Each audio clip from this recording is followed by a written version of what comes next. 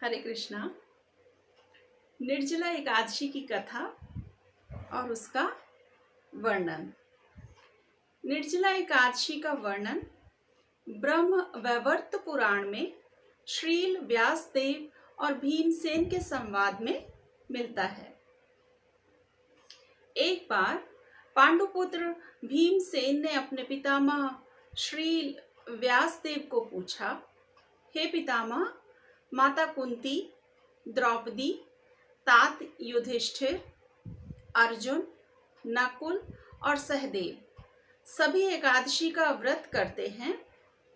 भ्राता युधिष्ठिर भी मुझे यह व्रत करने को कहते हैं और मुझे भी यह ज्ञात है कि एकादशी को उपवास करना यह वेदों का आदेश है, पर मुझे भूख सहन नहीं होती।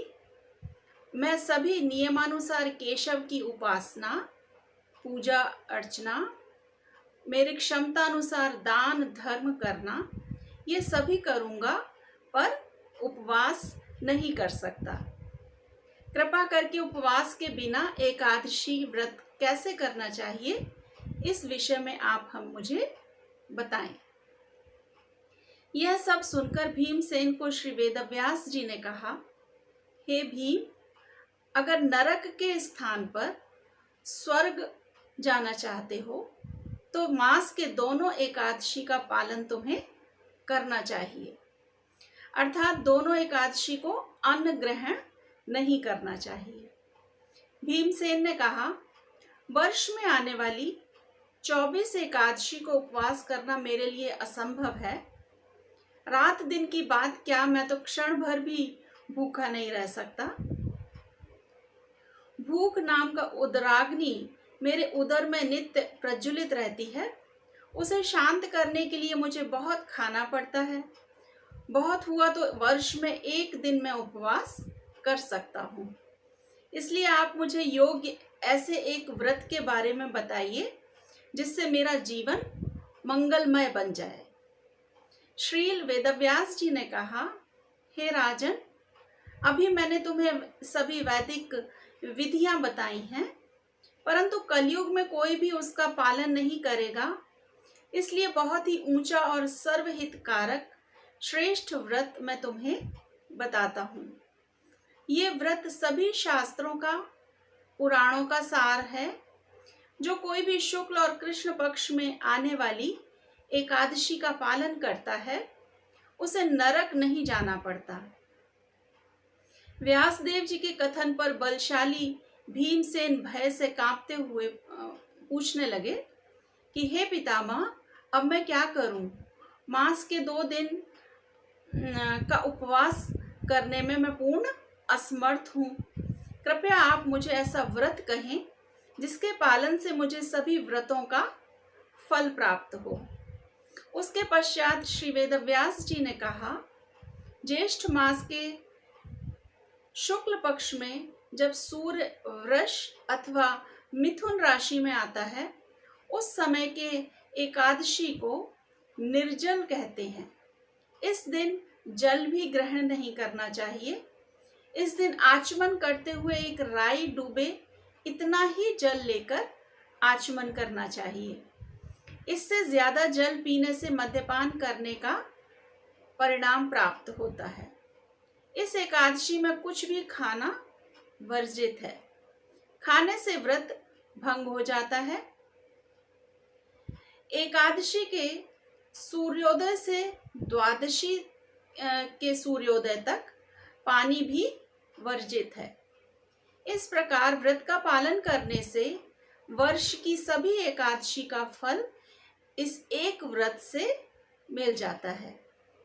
द्वादशी की सुबह ब्राह्मणों को जल और स्वर्ण दान करके व्रत करने वाले को आनंद से ब्राह्मण के साथ ही भोजन ग्रहण करना चाहिए। हे भीमसेन, इस एकादशी व्रत से प्राप्त होने वाले पुण्य के बारे में सुनिए। केवल इस एकादशी के पालन से ही वर्ष की सभी एकादशी व्रत पालन करने का पुण्य प्राप्त होता है।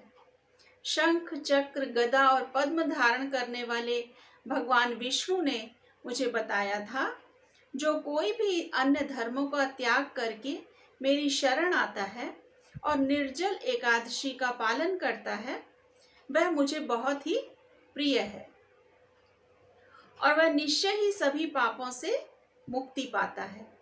स्मार्त विधि नियमों का पालन करने से कोई भी कलयुग में उच्च ध्येय नहीं प्राप्त कर सकता, क्योंकि कलयुग के अनेक दोषों से वे सभी विधि नियम भी प्रदूषित होंगे।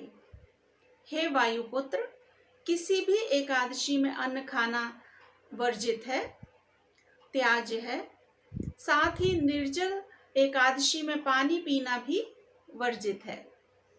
इस व्रत के पालन से सभी तीर्थ स्नान के यात्रा का फल मिलता है और मृत्यु के समय भयानक यमदूतों के स्थान पर सुंदर विष्णुदूत उस व्यक्ति को वैकुंठ ले जाएंगे। इस एकादशी का पालन करके जो कोई भी गोदान करता है, वह अपने सभी पाप कर्मों से मुक्त होता है। जब अन्य पांडुपुत्रों ने इस एकादशी के बारे में सुना तो इस व्रत का पालन करने का निश्चय किया। उसी समय से भीमसेन ने भी इस व्रत का पालन आरंभ किया। इसीलिए इस एकादशी को भीमसेनी एकादशी अथवा पांडव एकादशी भी कहते हैं। भगवान श्री कृष्ण ने घोषणा की है कि जो कोई भी इस एकादशी के दिन पुण्य कर्म करता है, तीर्थ स्थान में स्नान करता है, वैदिक मंत्रों का पठन करता है और यज्ञ करता है, वह सब अक्षय हो जाता है। इस व्रत की महिमा को जो कोई भी श्रवण करेगा, उसे अमावस के साथ आने वाली प्रतिपदा के दिन पितरों को दिया हुआ तर्पण का फल प्राप्त होता है। साथ ही उस व्यक्ति को वैकुंठ प्राप्त होता है। हरे कृष्णा। श्री कृष्ण अर्पणम।